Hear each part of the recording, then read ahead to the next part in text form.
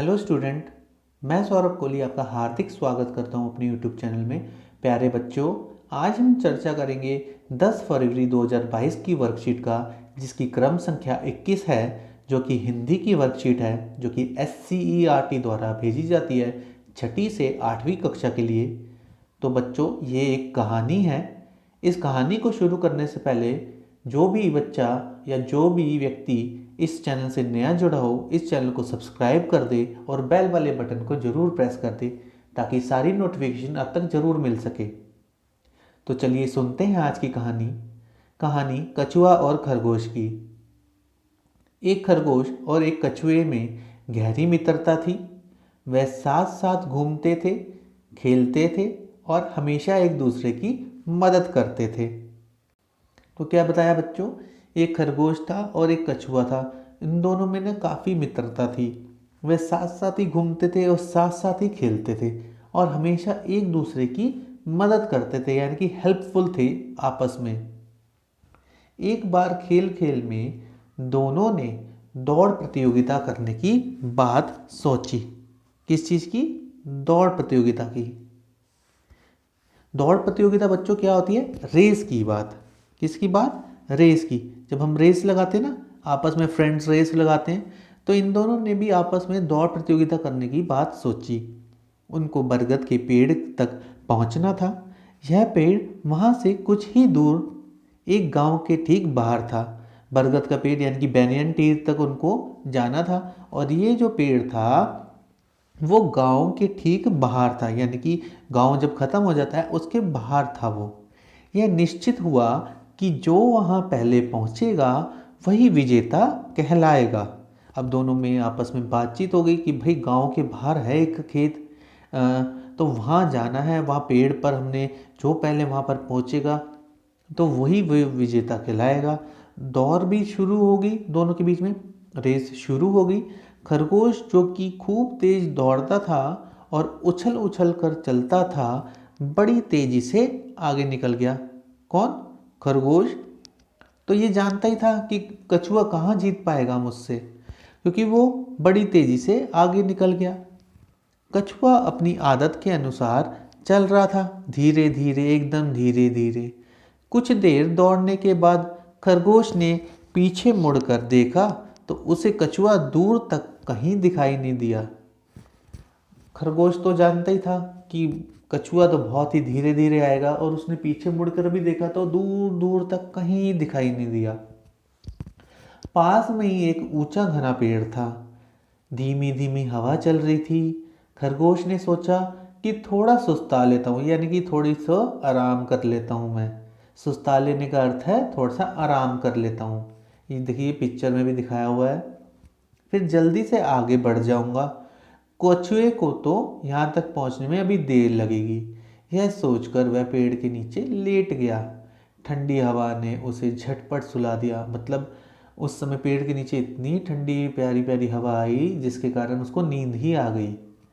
यह सोचकर वह पेड़ के नीचे लेट गया था, क्योंकि ठंडी हवा ने उसे झटपट सुला दिया।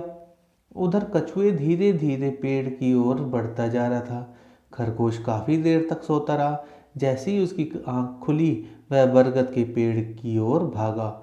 वहां पहुंचकर उसने देखा कि कछुआ तो पहले से ही वहां पहुंच गया था, और इस तरह धीरे धीरे से ही सही पर लगातार चलकर कछुए ने प्रतियोगिता जीत ली। अब आप इस कहानी से क्या सीखे? मतलब कि एक तो फास्ट रनर है, एक स्लो रनर है, लेकिन फास्ट रनर वाला हार गया और स्लो रनर जीत गया। यानी कि बच्चों, हम इससे ये समझते हैं कि जरूरी नहीं कि आप फास्ट हो तो हमेशा जीतोगे।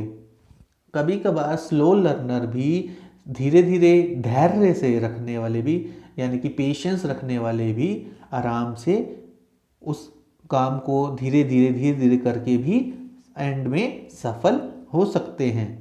तो यानी कि अगर आप किसी काम को लगन से करते हो और पेशेंस रखते हो तो वो काम भी आपका कंप्लीट हो जाएगा। अब हम इस कहानी के प्रश्नों की बात करें तो इस कहानी के जो पहला इसमें प्रश्न बताया गया, इस कहानी को अच्छी तरह पढ़कर आप अपने परिवार के सदस्यों को सुनाएंगे। बच्चों ये जो कहानी मैंने अपनी पढ़ी है अभी, इसको सुनाना है और कठिन शब्दों की सूची बनाएंगे और उचित उचित उच्चारण करेंगे। अब इसमें बच्चों कठिन शब्द कौन से आपको लगते हैं वो देखते हैं। कठिन आपको शब्द लग सकता है दौड़ प्रतियोगिता लग सकता है, निश्चित आपको लग सकता है, और कछुआ आपको लग सकता है कुछ को, और यही झटपट, यही सब आपको उछल उछल कर भी लग सकता है।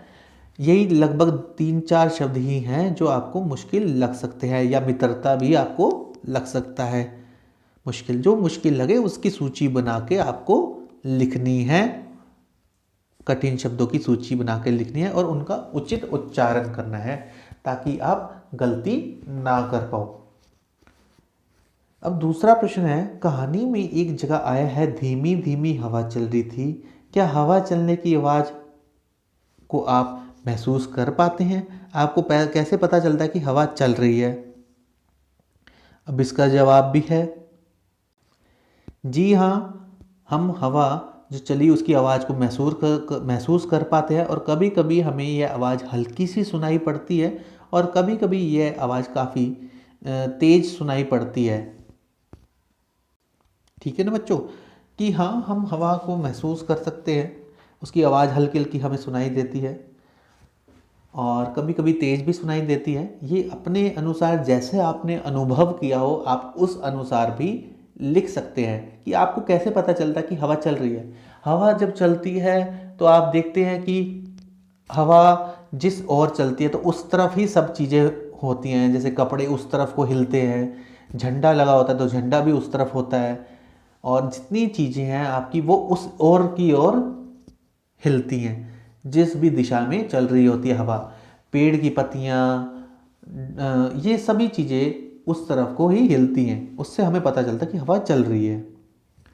आप अपने माता या पिता के साथ बाजार जाते हैं, वहाँ पर आप किस तरह की आवाज़ें सुनते हैं, वह आवाज़ें आपको कैसी लगती हैं, इसके बारे में 2 या 3 वाक्य लिखिए। अब बहुत सभी बच्चे बाज़ार जाते हैं तो बाज़ार में अलग अलग तरह की आवाज़ें आपको सुनाई देती हैं।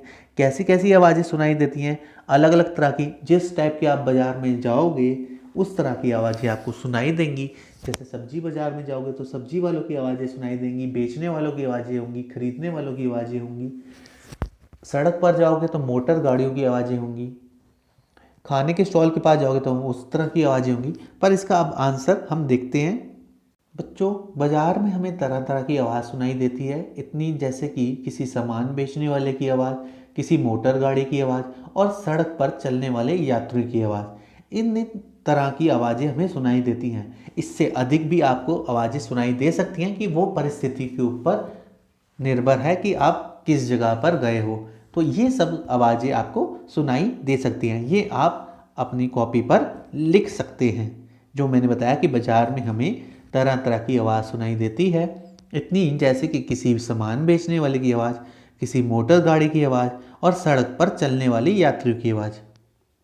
अब चौथी एक्टिविटी की बात करें, इस कहानी में धीमे धीमे धीरे धीरे जैसे शब्दों के जोड़ों का प्रयोग हुआ है। इस प्रकार के शब्दों के जोड़ों के प्रयोग में से भाषा में सुंदरता आती है। आप भी किन्हीं 5 शब्दों के ऐसे ही जोड़े बनाकर लिखिए। मतलब कि जिस तरह इसमें बताया गया, धीमी धीमी, धीरे धीरे हवा चली, धीमे धीमे खरगोश कछुआ आगे बढ़ा, इस तरह से इन्होंने शब्दों को बताया गया। उस तरह से हम इसके उत्तर देखते हैं कि किस तरह ये जो जोड़े शब्द होते हैं उनको बनाकर लिखने से किस तरह सुंदरता आती है। अब देखिए, धीमे धीमे धीरे धीरे तो हमें मेंशन ही था। अब हल्की हल्की ये हमने बनाया है, हल्की हल्की हवा चलती है, चलते चलते हम पहुंच ही जाएंगे कहीं, घूमते घूमते हम आ जाएंगे बाज़ार से, आते आते आ ही जाएंगे और जाते जाते चले जाएंगे। तो ये इस तरह के शब्द हमने लिखे हैं, ये आप अपनी कॉपी पे लिख सकते हैं जो मैंने शब्द आपको बताए हैं। इस प्रश्न के साथ ही हमारी ये जो पूरी वर्कशीट होती है कंप्लीट होती है बच्चों। और आप अपना ध्यान रखो घर पे और स्वस्थ रहो, और माँ बाप का कहना मानना है आपको। इस तरह से बच्चों ये वर्कशीट कंप्लीट होती है और आप इस चैनल से जुड़े रहिए। चैनल का बेल आइकन ज़रूर प्रेस कर देना ताकि सारी नोटिफिकेशन आप तक ज़रूर मिल सके। और अगली वर्कशीट भी आपको इसी चैनल से मिल जाएगी। इस चैनल से आप जुड़े रहना। धन्यवाद।